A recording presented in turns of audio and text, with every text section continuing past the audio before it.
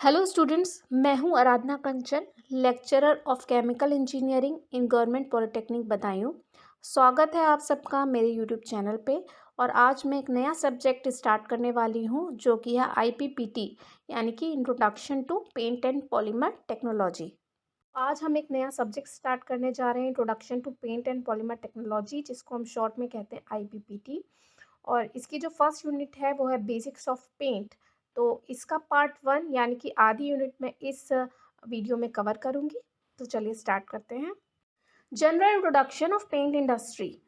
तो जब से पेंट की उत्पत्ति हुई है तब से मैनकाइंड यानी कि मनुष्य पेंट का यूज़ करता चला आ रहा है, यानी कि paint has been used by mankind since its origin. तो जैसे ही हमारे दिमाग में पेंट आता है, हमें दिखाई देती हैं अपने घर की दीवारें, अपने घर की किवाड़ें, अपने घर की अलमारियाँ, जो कि पेंट लगाने के बाद और ज़्यादा सुंदर हो जाती हैं और हमारा घर डेकोरेट हो जाता है।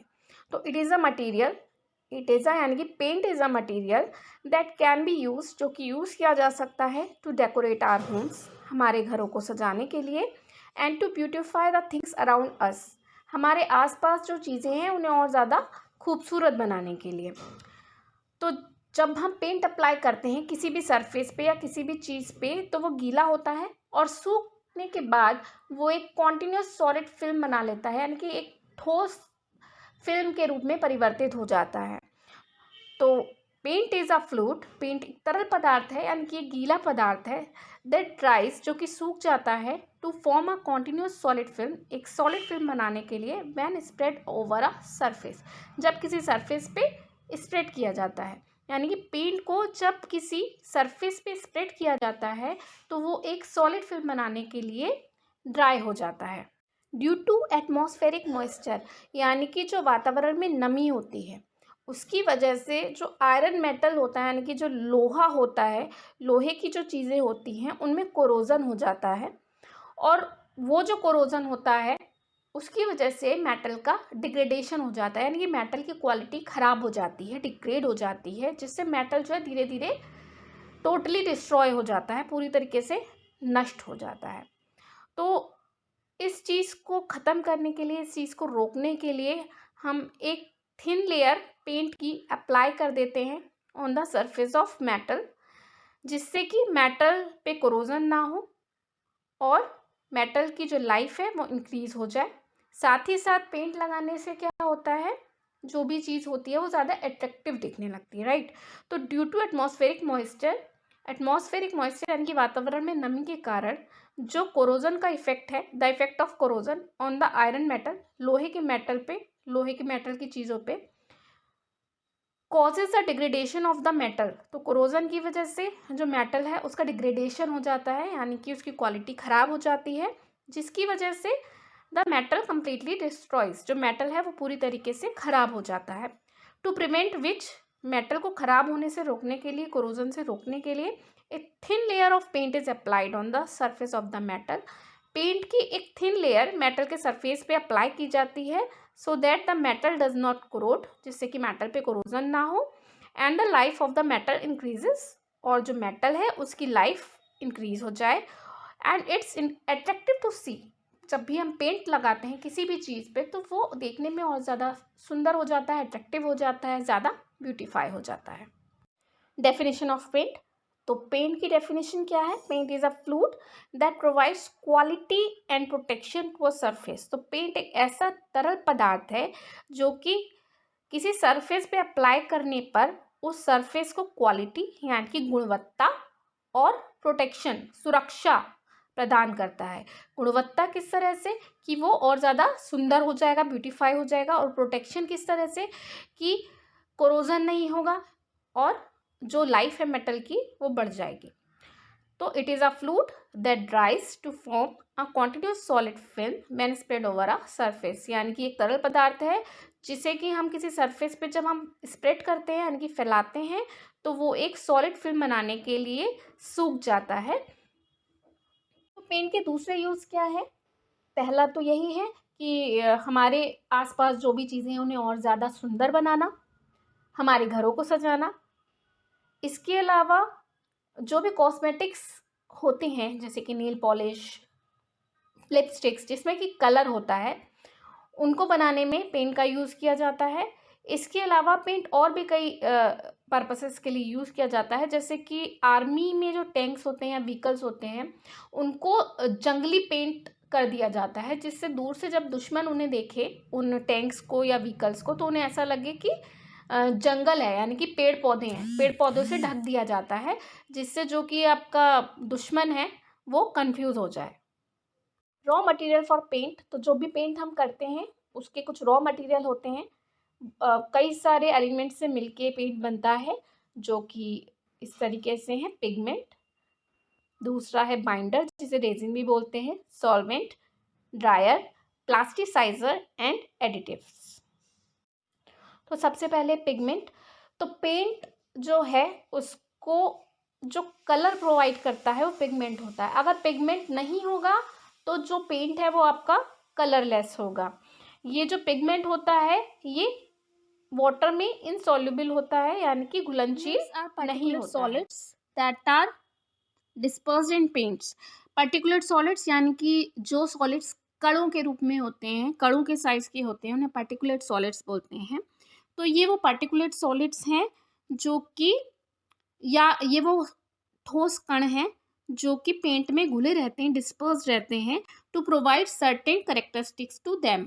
तो जो पिगमेंट है वो पेंट को कुछ सर्टेन करेक्टरिस्टिक्स यानी कि कुछ गुण प्रदान करते हैं, जैसे कि कलर यानी कि रंग, ओपेसिटी। ओपेसिटी क्या होता है? अपारदर्शिता। जैसा कि मैंने बताया कि पिगमेंट जो है वो पेंट को कलर प्रोवाइड करते हैं, तो जब तक पेंट में कलर नहीं होता तब तक वो पारदर्शी होते हैं। तो जैसे ही पिगमेंट उसमें कलर प्रोवाइड करते हैं वैसे ही वो ओपेक हो जाते हैं, यानी कि अपारदर्शी हो जाते हैं। तो पिगमेंट जो है वो पेंट को एक तो कलर प्रोवाइड करते हैं, ओपेसिटी यानी कि अपारदर्शिता प्रोवाइड करते हैं, ड्यूरेबिलिटी यानी कि कितना ड्यूरेबल है पेंट, तो ड्यूरेबिलिटी प्रोवाइड करते हैं, मैकेनिकल स्ट्रेंथ प्रोवाइड करते हैं, और कोरोजन से प्रोटेक्शन प्रोवाइड करते हैं। फॉर मेटेलिक सबस्ट्रेट्स यानी कि जो मेटल के बने हुए सबस्ट्रेट्स हैं। सबस्ट्रेट क्या होते हैं? वो सब्सटेंस जिसमें हम दूसरा सब्सटेंस अप्लाई करें वो सबस्ट्रेट कहलाता है। यानी कि अगर हम किसी सरफेस पे पेंट को अप्लाई करते हैं तो वो सरफेस सबस्ट्रेट कहलाता है। तो जितने की मेटालिक सबस्ट्रेट्स हैं यानी कि मेटालिक सरफेसेस हैं, उनको कोरोजन प्रोटेक्शन भी पिगमेंट प्रोवाइड करता है। तो पिगमेंट का काम है कलर प्रोवाइड करना पेंट को, ओपेसिटी यानी कि अपारदर्शिता प्रदान करना, ड्यूरेबिलिटी प्रदान करना, मैकेनिकल स्ट्रेंथ प्रोवाइड करना, और अगर मेटालिक सबस्ट्रेट्स हैं यानी कि मेटालिक सरफेस हैं तो उनको कोरोजन प्रोटेक्शन भी प्रोवाइड करना। पिगमेंट्स दो तरीके के होते हैं, एक होते हैं इनऑर्गेनिक और एक होते हैं ऑर्गेनिक। जो ऑर्गेनिक होते हैं, जैसा कि हम नाम से जानते हैं, ऑर्गेनिक मतलब जो कार्बनिक होते हैं, जिसमें कार्बन इन्वॉल्व होता है। तो organic pigments are used primarily for decorative purposes.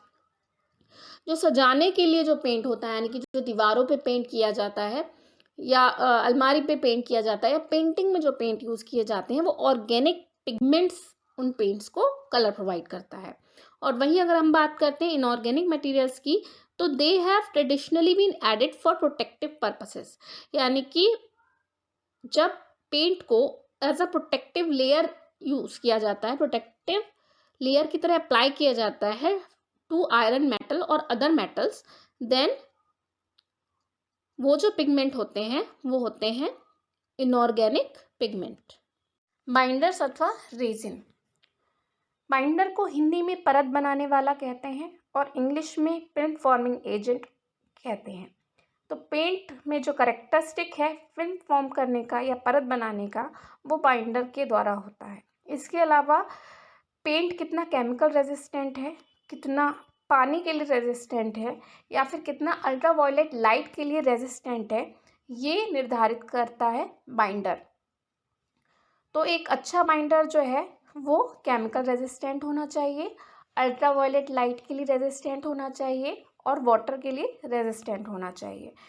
तो जो बाइंडर होता है उसमें पिगमेंट कणों को परत के साथ बांधने की शक्ति होती है, यानी कि जो पिगमेंट के जो पार्टिकल्स होते हैं उनको फिल्म के साथ बांधे रखता है, अटैच रखता है।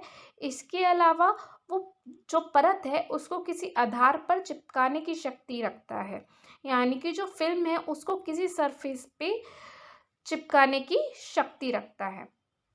तो इन पदार्थों को हम बोलते हैं बाइंडर्स या फिर फिल्म फॉर्मिंग एजेंट्स।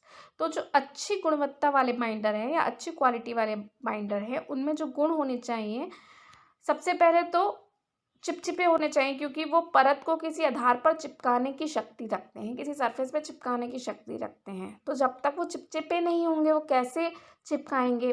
तो चिपचिपाहट होनी चाहिए उसमें, तथा सतह के साथ पकड़, जो सरफेस है वो अच्छी तरीके से उस सरफेस को पकड़ पाए। इसके अलावा आवश्यक मात्रा में कठोर होने चाहिए, फ्लेक्सिबल होने चाहिए। इसके अलावा जैसा कि मैंने अभी आपको बताया, chemical resistant, ultraviolet light resistant and water resistant होने चाहिए, टिकाऊ होने चाहिए।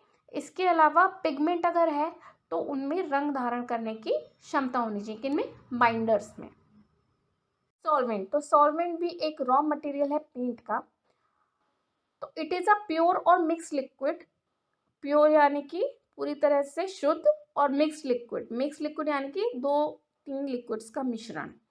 तो इट इज़ अ प्योर और mix liquid that is used to make the paint flowable prior to its application. यानी कि प्रायर टू इट्स एप्लीकेशन यानी कि पेंट की एप्लीकेशन से पहले जो पेंट को फ्लोएबल बनाते हैं, यानी कि बहने योग्य बनाते हैं, वो प्योर या मिक्स लिक्विड सॉल्वेंट कहलाते हैं। इस तरीके से वो पेंट को फ्लोएबल बनाते हैं। वे बाइंडर को घोलने का कार्य करते हैं, जिससे वो फ्लोएबल बनता है। और ये मुख्यतः वाष्पशील होते हैं, यानी कि उड़ने वाले होते हैं। और उड़ते क्या है? कार्बनिक द्रव होते हैं। ये मुख्यतः वाष्पशील कार्बनिक द्रव होते हैं। ये फिल्म बनाने में भाग नहीं लेते हैं, क्योंकि फिल्म बनाने में भाग तो लेते हैं हमारे क्या? बाइंडर। ये फिल्म बनाने में भाग नहीं लेते हैं, लेकिन इनका कार्य क्या होता है? जो फिल्म होती है, यानी कि पिगमेंट और बाइंडर मिलके जो फिल्म बनाते हैं, उसको सतह तक पहुंचाना होता है। यानी कि बाइंडर जो है उसका कार्य होता है परत बनाना। बाइंडर जो होते हैं वो फिल्म फॉर्मिंग एजेंट होते हैं, और जो सॉल्वेंट होते हैं वो उस फिल्म को सतह तक यानी कि सरफेस तक पहुंचाते हैं। अब क्योंकि ये मुख्यतः वाष्पशील कार्बनिक द्रव होते हैं, तो इनके एग्जाम्पल भी कार्बनिक द्रव ही होंगे, जैसे कि alcohol, ketone, mineral turpentine oil etcetera. तो जो अच्छे सॉल्वेंट होते हैं उनमें जो गुण होने चाहिए, वो सबसे पहले तो सस्ते होने चाहिए, ज़्यादा कॉस्ट नहीं होनी चाहिए उनकी। इसके अलावा क्योंकि कहा गया है ये मुख्यतः वाष्पशील यानी कि उड़ने वाले कार्बनिक द्रव होते हैं, तो जो अच्छा सॉल्वेंट है वो उड़ने वाला होना चाहिए। इसके अलावा इसका जो कार्य है वो क्या है? बाइंडर को घोलने का। तो अच्छा सॉल्वेंट जो है वो बाइंडर को अच्छी तरह से घोलने वाला होना चाहिए। सॉल्वेंट का दूसरा नाम थिनर भी है। इसके अलावा इसे सॉल्वेंट ब्लेंड भी कहा जाता है। सॉल्वेंट और इससे पहले जो था बाइंडर और सॉल्वेंट, इन दोनों का जो कॉम्बिनेशन होता है वो व्हीकल कहलाता है, पेंट व्हीकल कहलाता है। इसके बाद जो रॉ मटेरियल है पेंट का वो ड्रायर नाम से ही पता चलता है, सूखने वाला। तो जो पेंट की जो फिल्म बन गई, फिल्म फॉर्म हो गई बाइंडर के थ्रू, फिर जो सॉल्वेंट है उसने फिल्म को सरफेस तक पहुंचा दिया। उसके बाद ड्रायर, फिल्म जब अप्लाई हो जाती है किसी सरफेस पे तो फिल्म सूखती है, और सूख के एक सॉलिड फिल्म बना लेती है, राइट। तो ड्रायर का काम होता है पेंट को सुखाना। The main function of a drier is to accelerate the drying of vehicle, यानी कि बाइंडर प्लस सॉल्वेंट। तो बाइंडर प्लस सॉल्वेंट जो है उसको ड्राई करना और एक्सिलरेट करना ड्राइंग को, यानी कि ड्राइंग को बढ़ाना, ये मेन फंक्शन होता है ड्रायर का, जिससे कि पेंट की फिल्म जो है वो हार्ड हो जाती है। Paint film gets hardened as drier absorbs oxygen from the air and transfer it to the vehicle. तो ड्रायर का काम क्या होता है? वो जो एयर है, एयर से ऑक्सीजन लेता है और उस ऑक्सीजन को व्हीकल को, यानी कि बाइंडर और सॉल्वेंट का जो मिश्रण है उसको ट्रांसफ़र कर देता है, जिससे कि पेंट जो है वो हार्डन हो जाता है। तो ड्रायर का काम क्या होता है? ड्रायर का काम होता है ड्राइंग को बढ़ाना, व्हीकल के ड्राइंग को बढ़ाना। व्हीकल यानी कि बाइंडर और सॉल्वेंट का जो मिश्रण है, जो फिल्म है, उसको जल्दी से ड्राई करने का जो काम होता है वो ड्रायर का होता है। तो ड्रायर क्या करता है, एटमॉस्फेयर से ऑक्सीजन लेके व्हीकल को प्रोवाइड करता है, जिससे कि पेंट जो है वो हार्ड हो जाता है। ड्रायर को ऐड करते समय, पेंट में ऐड करते समय हमें कुछ प्रिकॉशंस लेना चाहिए। एक तो हमें तब तक ड्रायर को नहीं ऐड करना चाहिए पेंट में जब तक वो रेडी टू यूज़ नहीं है। हमने ड्रायर को तभी ऐड करना है पेंट में जब पेंट रेडी टू यूज़ है, अदरवाइज पेंट पहले ही रखे ही सूख जाएगा। हमें पेंट को सुखाना है अप्लाई करने के बाद। इसके अलावा एक से ज़्यादा ड्रायर हम पेंट में नहीं ऐड करेंगे। इसके अलावा the dryer should not be use with pigments that dry rapidly and well. Dryers हमें ज़बरदस्ती ऐड नहीं करने। अगर ऐसे पिगमेंट्स हमने यूज़ किए हैं जो अपने आप में ही अच्छे से ड्राई हो जाते हैं, तो हमें ड्रायर्स को ऐड करने की कोई ज़रूरत नहीं है। तो वे रासायनिक पदार्थ जो पेंट को जल्दी सूखने में सहयोग करते हैं वो ड्रायर्स कहलाते हैं। इनके एग्जाम्पल है cobalt, lead, manganese, zinc etcetera. ये मुख्यतः ऑयल आधारित बाइंडर में डाले जाते हैं, यानी कि जो ऑयल बेस्ड बाइंडर हैं उनमें ड्रायर को डाला जाता है जनरली।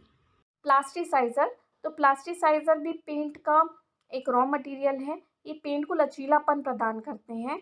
लचीलापन ये कैसे प्रदान करते हैं, जब हम पेंट अप्लाई करते हैं किसी भी सरफेस पे तो वो कड़ा हो जाता है, ब्रिटल हो जाता है, तो उस ब्रिटलनेस को डिक्रीज करता है प्लास्टिसाइजर। जो पेंट की फिल्म है उसको वीक करता है, सॉफ्ट करता है, जिससे कि पेंट की जो फिल्म है उसे फ्लेक्सिबिलिटी प्रोवाइड करता है। तो ये जो है स्मॉल मॉलिक्यूल्स होते हैं that are thoroughly mixed throughout the film.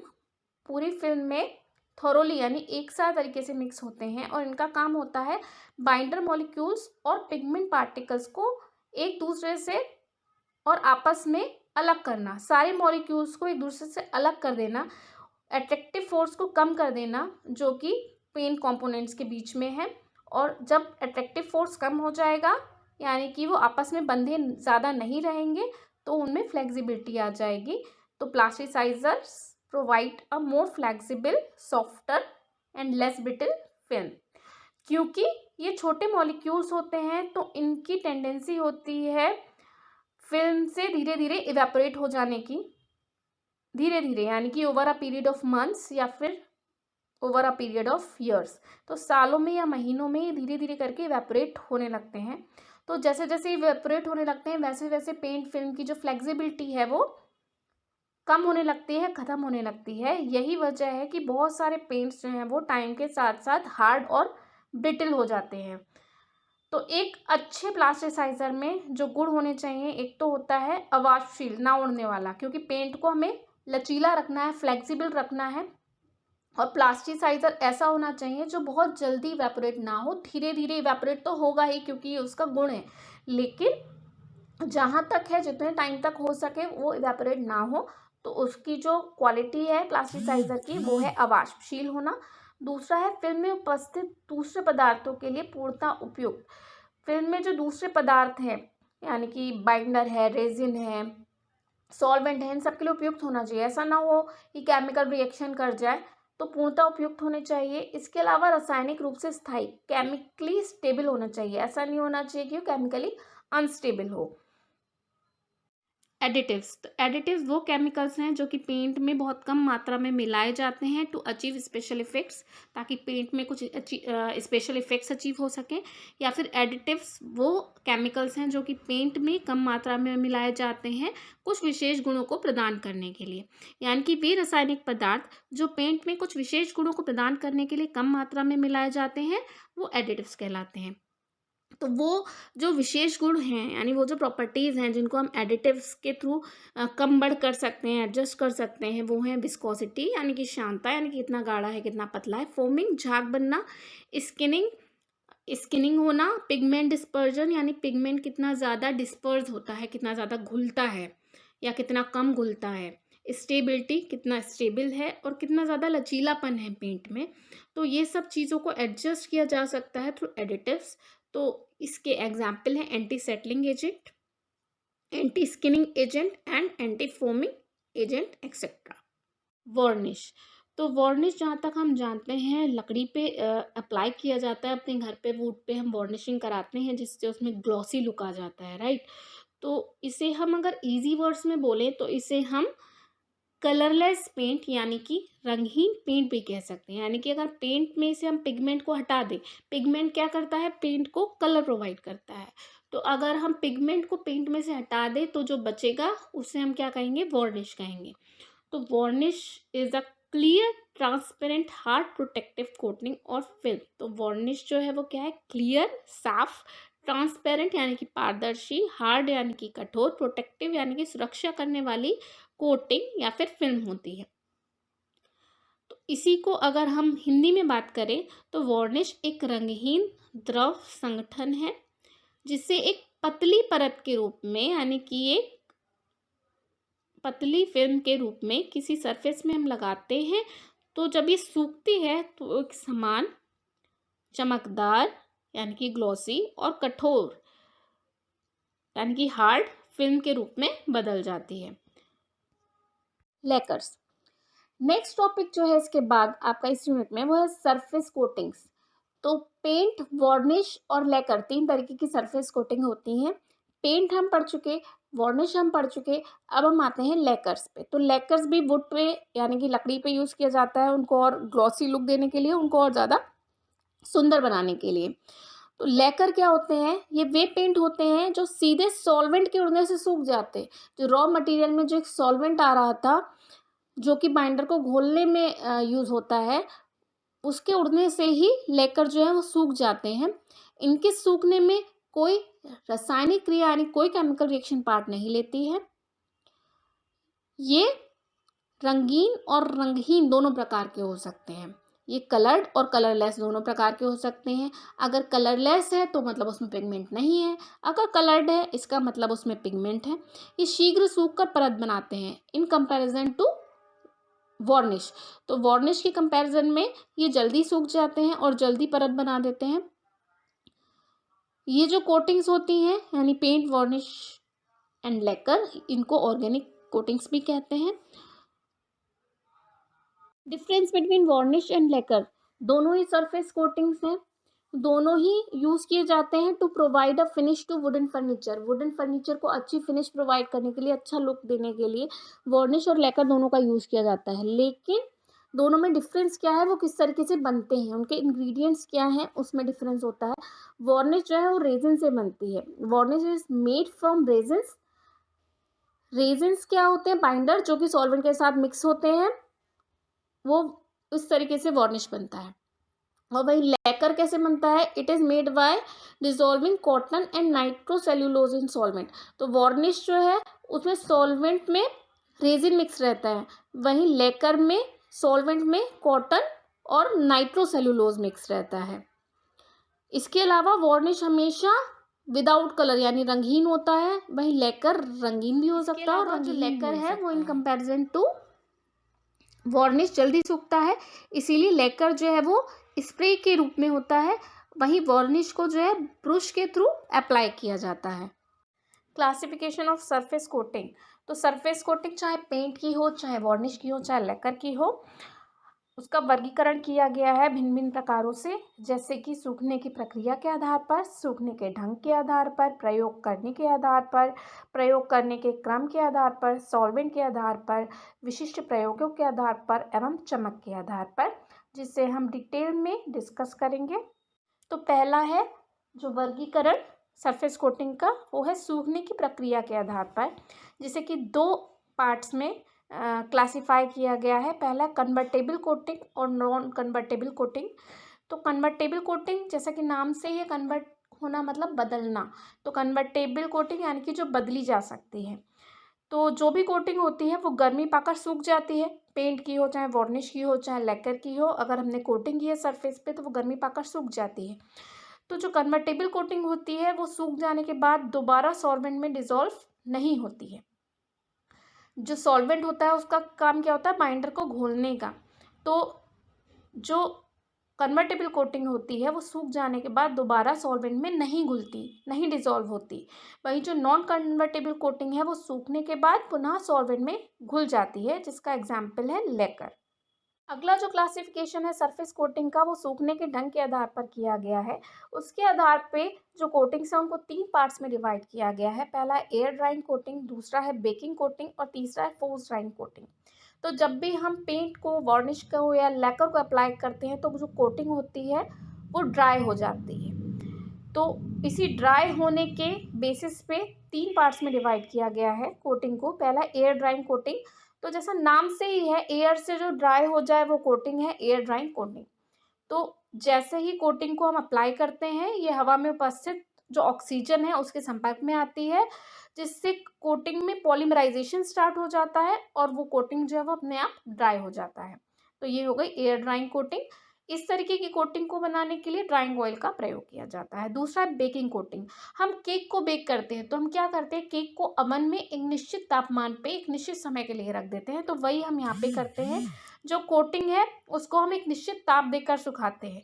Coating को हम 120 डिग्री सेंटीग्रेड ताप पर लगभग 30 मिनट तक ताप देते हैं, जिससे कोटिंग में पॉलीमराइजेशन स्टार्ट हो जाता है और कोटिंग गर्म होकर बहुत ही ड्राई हो जाती है। और यह प्रक्रिया इंडस्ट्रीज में ज़्यादा प्रचलित है। जो तीसरी कोटिंग है वो है फोर्स ड्राइंग कोटिंग। तो ये जो है वो एयर ड्राइंग कोटिंग और बेकिंग ड्राइंग के बीच की कोटिंग है, जिसमें पहले हम क्या करते हैं, जो हमारी कोटिंग है उसको पहले हम 60 टू 70 डिग्री सेंटीग्रेड ताप देकर गर्म करते हैं और फिर उसको हम एयर ड्राइंग के लिए छोड़ देते हैं, जिसके बाद ऑक्सीजन की उपस्थिति में पॉलीमराइजेशन स्टार्ट होता है और कोटिंग ड्राई हो जाती है। अगला क्लासिफिकेशन जो है सरफेस कोटिंग का, वो है प्रयोग करने के आधार पर। प्रयोग करने के आधार पर इस कोटिंग को 2 प्रकार से बांटा गया है। पहली है डेकोरेटिव कोटिंग और दूसरी है इंडस्ट्रियल कोटिंग। तो जिस कोटिंग का प्रयोग सुरक्षा और सजावट के लिए किया जाता है वो डेकोरेटिव कोटिंग कहलाती है, जिसमें ज़्यादातर एयर ड्राइंग होती है। और दूसरी जो इस बेसिस पे कोटिंग है वो है इंडस्ट्रियल कोटिंग। तो जिसका प्रयोग इंडस्ट्री में बने प्रोडक्ट यानी कि मोटरसाइकिल, कार या फ्रिज पर की जाने वाली कोटिंग के लिए होता है, वो कहलाती है इंडस्ट्रियल कोटिंग। क्लासिफिकेशन है सरफेस कोटिंग का, वो है प्रयोग करने के क्रम के आधार पर। कौन सी कोटिंग किस क्रम से की जाती है। जैसे मान लीजिए हमें किसी सरफेस पे पेंट करना है या कोटिंग करनी है और मान लीजिए कि सरफेस जो है वो एक सार नहीं है, उस पर गड्ढे बने हुए हैं, ठीक है। तो हम सबसे पहले क्या करेंगे, पहले उस गड्ढे को भरेंगे। भरेंगे किससे, सीलर से भरेंगे। उसके बाद हम उसमें प्राइमर करेंगे, फिर हम उस पर पहला कोट करेंगे और फिर हम उस पर दूसरा कोट करेंगे। तो जो पहला कोट होता है वो कहलाता है अंडर कोट और जो दूसरा कोट होता है वो कहलाता है टॉप कोट। गड्ढा है तो सबसे पहले जो भी सरफेस है उसमें अगर गड्ढा है तो सबसे पहले हम सीलर लगाएंगे। सीलर यानी कि गड्ढे को हम भर देंगे सीलर से, जिसे हम फिलर्स भी कहते हैं। इसमें पिगमेंट की मात्रा अधिक होती है। उसके बाद दूसरे नंबर पे प्राइमर का यूज़ किया जाता है। ये सबसे पहले यूज़ की जाने वाली कोटिंग है। इसमें भी पिगमेंट की मात्रा अधिक होती है, तो जिससे ये सतह को छुपा देता है और सुरक्षा प्रदान करता है। और ये प्राइमर के ऊपर जो हम कोटिंग करेंगे उसको पकड़ प्रदान करता है। प्राइमर के ऊपर कोटिंग की जाएगी कौन सी, अंडर कोट। तो ये प्राइमर के ऊपर की जाने वाली कोटिंग है। इसका कार्य क्या होता है, प्राइमर के रंग को छुपाने का। ये टॉप कोट से पहले की जाने वाली कोटिंग है। ये टॉप कोट को पकड़ प्रोवाइड करता है, यानी कि प्राइमर जो है वो अंडर कोट को पकड़ प्रोवाइड करता है और अंडर कोट जो है वो टॉप कोट को पकड़ प्रोवाइड करता है। अब टॉप कोट जो है उसे हम फिनिश कोट भी कहते हैं, क्योंकि वो सबसे आखिरी में जो कोटिंग की जाती है वो टॉप कोट कहलाती है। इसका कार्य होता है अंडर कोट के ऊपर शेड प्रदान करना और इसमें पिगमेंट की मात्रा कम होती है, जिससे सतह पर चमक रहती है। नेक्स्ट क्लासिफिकेशन जो है सरफेस कोटिंग का, वो है सॉल्वेंट के आधार पे। तो इस आधार पे भी ये 2 तरह की होती है कोटिंग। पहली है सॉल्वेंट बेस्ड कोटिंग और दूसरी वाटर बेस्ड कोटिंग। तो कोई भी कोटिंग हो, चाहे पेंट हो, चाहे वार्निश हो, चाहे लेकर हो, उनको अप्लाई करने से पहले उनको किसी चीज़ में घोला जाता है, क्योंकि ये रखे रखे गाढ़े हो जाते हैं, विस्कस हो जाते हैं। तो विस्कोसिटी को एडजस्ट करने के लिए, यानी कि जो भी कोटिंग है उसको पतला करने के लिए या विस्कोसिटी को एडजस्ट करने के लिए, जो भी कोटिंग है, चाहे पेंट हो, चाहे वार्निश हो, चाहे लेकर हो, उसको घोला जाता है किसी चीज़ में। तो जब सॉल्वेंट में घोला जाता है विस्कोसिटी एडजस्ट करने के लिए कोटिंग को, तो वो कहलाती है सॉल्वेंट बेस्ड कोटिंग। और जब कोटिंग को अप्लाई करने से पहले विस्कोसिटी एडजस्ट करने के लिए वाटर में घोला जाता है, तो वो कहलाती है वाटर बेस्ड कोटिंग। तो सॉल्वेंट बेस्ड कोटिंग जो है उसमें जो सॉल्वेंट होता है वो क्या होता है, कार्बनिक सॉल्वेंट, यानी कि ऑर्गेनिक सॉल्वेंट। और जब वाटर बेस्ड कोटिंग होती है तो वाटर में घोलते हैं। तो जो वाटर बेस्ड कोटिंग है इससे पर्यावरण दूषित नहीं होता है, यानी कि वाटर बेस्ड कोटिंग जो है वो एनवायरनमेंट फ्रेंडली होती है। अगला क्लासिफिकेशन जो है सरफेस कोटिंग का है वो है विशिष्ट प्रयोगों के आधार पर। तो इस प्रकार से जो कोटिंग है वो कई प्रकार की होती हैं, जैसे कि समुद्री जहाज में की जाने वाली कोटिंग जो है वो अलग कलर की अलग तरह की होगी, एयरप्लेन में जो कोटिंग की जाएगी वो अलग तरह की होगी, डिफेंस क्षेत्र में की जाएगी वो अलग तरह की होगी, पेपर प्लास्टिक और लेदर में जो कोटिंग की जाएगी वो अलग तरह की होगी। अगर किसी पाइप में वाटर है तो उसकी कोटिंग ब्लू कलर की होगी। तो अलग अलग प्रयोगों के आधार पर अलग अलग कोटिंग होती है। चमक के आधार पर तो पेंट करने के बाद जो चमक होती है पेंट में या कोट करने के बाद जो कोटिंग में जो चमक होती है उसके आधार पर भी कोटिंग को 3 पार्ट्स में डिवाइड किया जा गया है। पहला है मैट कोटिंग, दूसरा है सेमी ग्लॉस कोटिंग और तीसरा है ग्लॉसी कोटिंग। तो जो मैट कोटिंग होती है इस प्रकार की कोटिंग में पिगमेंट की मात्रा अधिक होती है और रेजिन या फिर बाइंडर की मात्रा कम होती है, जिसके कारण कोटिंग में चमक नहीं होती है। चमक जो होती है वो रेजिन और बाइंडर की वजह से होती है। दूसरी है सेमी ग्लॉस कोटिंग, इसमें पिगमेंट और बाइंडर इन दोनों की मात्रा जो है वो बराबर होती है, इसमें थोड़ी बहुत चमक होती है। और जो ग्लॉसी कोटिंग होती है उसमें पिगमेंट की मात्रा कम होती है और बाइंडर की मात्रा अधिक होती है, जिसके कारण कोटिंग जो है वो बहुत ज़्यादा चमकदार होती है। तो ये तो था बेसिक्स ऑफ पेंट्स पार्ट 1। अब इसके आगे पार्ट 2 भी आएगा, जिससे IPPT सब्जेक्ट की फर्स्ट यूनिट जो है वो आपकी कंप्लीट हो जाएगी। आई होप कि आपको समझ में आया हो। अगर आपको समझ में आया है तो आप नीचे कमेंट करके बताएं, नहीं आया है तो जो भी आपके मन में क्वेरीज हैं वो नीचे आप कमेंट करके बताएं। आई होप कि आप अच्छे से इस वीडियो को स्टडी करेंगे, जिससे इस सब्जेक्ट पे आपकी पकड़ ज़्यादा से ज़्यादा होगी। Thank you and all the best.